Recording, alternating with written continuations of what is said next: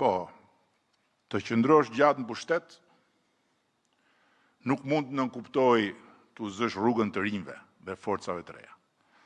Por, t'ju hapësh rrugën të rinjve, nuk do të thot të adorëzosh Shqipërinë atyre që e shpallin veten forcat të reja vetëm sepse nuk kanë qenë ende në pushtet.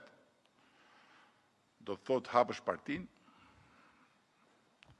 të hapësh vendimmarrjen, të hapësh procesin qeverisës për njerëz të rinj jo thjesht në moshë, po në mendësi.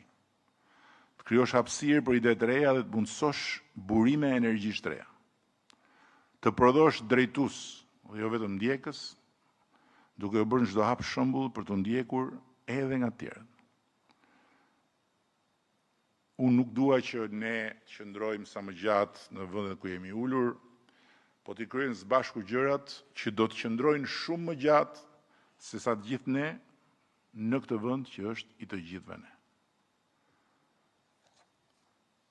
Unë dua ta ngjisim Shqipërinë në Bashkimin Evropian, ta bëjmë të pakthyeshëm modernizimin e vendit, ta bëjmë të pa lëkundshme pavarësinë e drejtësisë dhe t'i bëjmë institucionet tona të denja për çdo qytetar të këtij vendi.